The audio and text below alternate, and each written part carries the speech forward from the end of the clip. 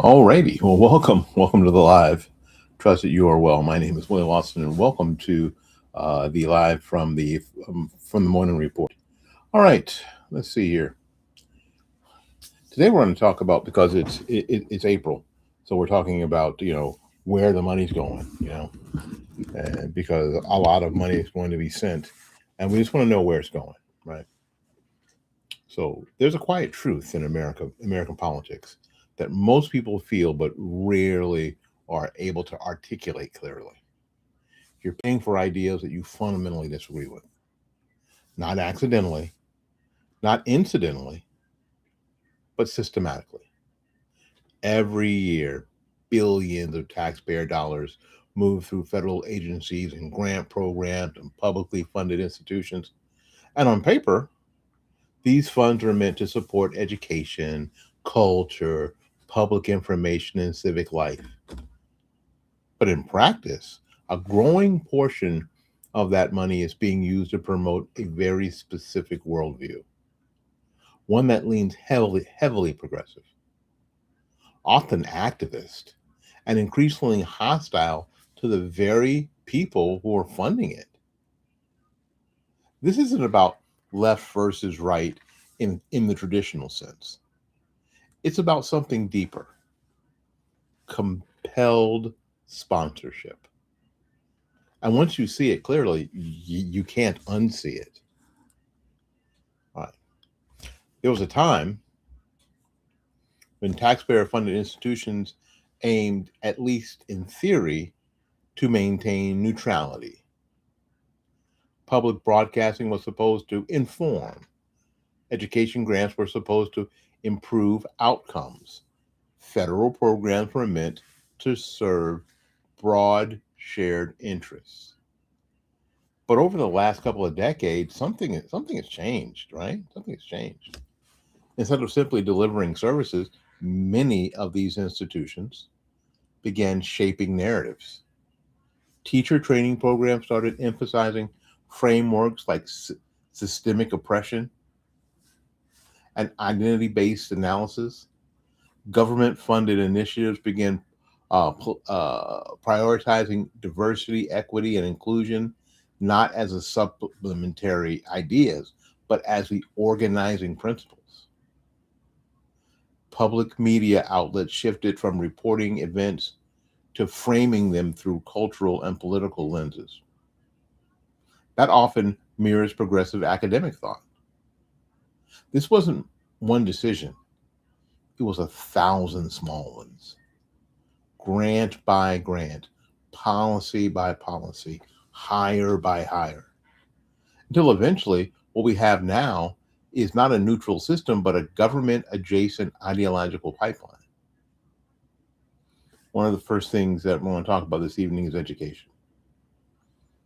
So when the federal government funds teacher training programs, it's not just funding logistics, it's influencing what teachers are taught, and by extension, what students will learn.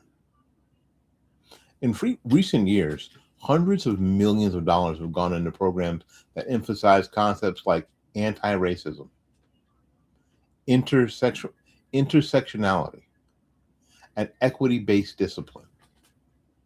These aren't neutral teaching tools. These are ideological frameworks rooted in specific academic traditions. Now, you may agree with those ideas, you may disagree with them, but that's not really the point. The point is that you don't get a choice.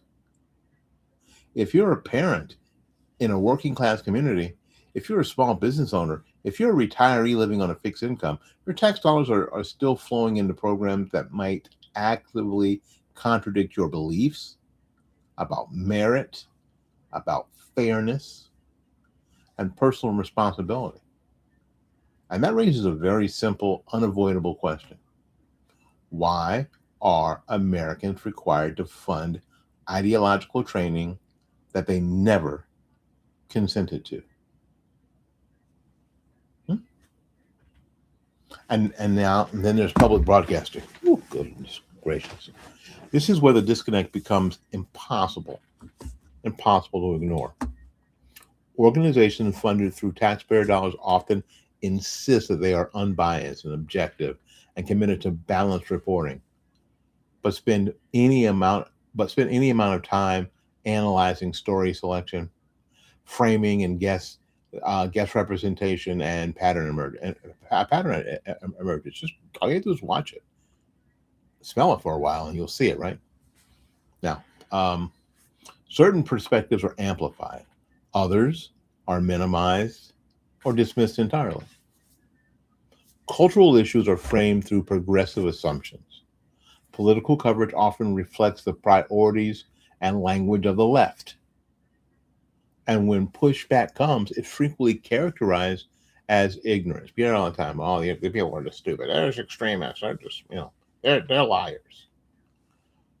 Again, this isn't about whether those viewpoints are right or wrong. This is about the fact that they are being funded by people who fundamentally disagree with them. Imagine being required to donate to a media outlet that routinely portrays your values as outdated, harmful, or irrelevant. That's not the free marketplace of ideas. That's forced participation in a narrative that you didn't choose. Okay. One of the reasons this system persists is because it's complex, and it's been made complex on purpose. That's why it's been made complex on purpose. The money doesn't move in obvious ways. It flows through layers. Federal budgets, grant programs, university, nonprofits, and media organizations, content, training, messaging. I mean, this money just flows in ways that, oh my God, you couldn't possibly figure out. If you didn't know, you wouldn't. So by the time it reaches the final destination, it no longer looks like your tax dollars. It looks like a research initiative, a training seminar, or a documentary series. But the origin hasn't changed. You funded it. And because the process is so fragmented, accountability becomes almost impossible. Each side can claim neutrality. Each organization can point to the other. Not a single entity owns the outcome. But the outcome, of course, is real. Some people will say, this is how government works. There will always be disagreement. Well, that's true to a point. But what we're seeing now goes well beyond normal disagreement. We are witnessing the construction of a system where cultural influence is subsidized. Ideological frameworks are institutionalized. And dissenting taxpayers are still required to fund it all. It's like that, people who send their kids off to, a enormous state university, and they come back that first Thanksgiving and sit at your table and tell you what horrible people you are. Because, they've got a whole semester down in college, or almost a semester down in college. And what they've learned is that their parents are terrible. That's what this is. And you get the pleasure of writing the check for the tuition, for the housing, for the food, everything. You get the honor of subsidizing your own child coming back to your house telling you that your entire lifestyle, your entire life is awful. And by extension, so are you. That's what this is. And that's not just inefficient, it's corrosive, because it breaks the fundamental trust between citizens and the institutions that they support. When people feel like their money is being used against them, they don't just disengage from those programs, they begin to lose faith. in the entire system. Because at the heart of the issue is the principle that should unite Americans across political lines. We hear that all the time. This president should be a uniter. Okay, yeah. No one should be forced to fund ideological advocacy that they don't support. That's not censorship. No one is saying that progressive organizations shouldn't exist. I'm not saying that. No one is saying that activist media should be shut down. I'm not saying that either. The argument is much simpler and much more powerful. If people believe in those ideas, they can support them voluntarily. Raise donations, build audiences, earn trust, have bake sales, car washes, whatever. But pay for it yourself. Don't rely on compulsory funding from taxpayers who have no ability to opt out. Because once government begins deciding which ideas deserve funding, it inevitably begins shaping which ideas dominate the culture.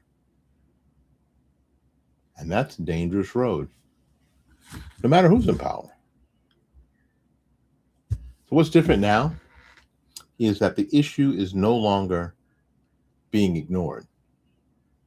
There is growing recognition, especially amongst conservatives, that taxpayer-funded ideology is not a side issue. It's a central battleground. Efforts to cut or redirect funding are already underway. Budgets are being scrutinized, programs are being challenged, and for the first time in a very long time, there is real momentum behind the idea that government should not be in the business of cultural engineering. Now, that doesn't mean the fight's over. In many ways, it's just starting.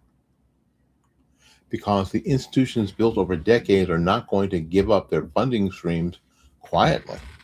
Nobody's going to just give up, right? Oh, you caught us.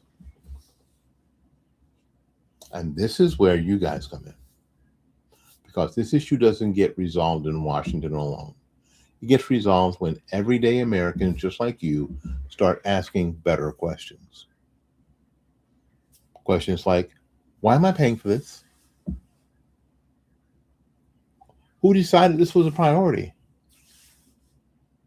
And where is the accountability? And the most important one is, well, do I have a choice? When enough people start asking those questions, just those 4 questions, the system will have to respond. Not because the politicians simply had a Paul on the road to Damascus moment and became more principled. Hardly. But because the cost of ignoring those questions for them will become too high. Now, folks, this is not about silencing voices. It's not. This is about restoring some sort of fairness. It's about making sure that in a country built on freedom, people are not forced to bankroll ideas that they fundamentally reject. Because once you accept that principle, the government can compel you to fund ideology. It doesn't matter which ideology is in charge. Eventually, it will be against you. And by then, it'll be too late to push back. My name is Willie Lawson. This has been The Morning Report. The Morning Report is a production of fightbackmedia.com, fightbackmedia.com, and fightbackmediatv.com. Until we see you again, go out there and learn something, love somebody, and for goodness sakes, y'all take care of yourself. We'll see you when we see you. Bye-bye now.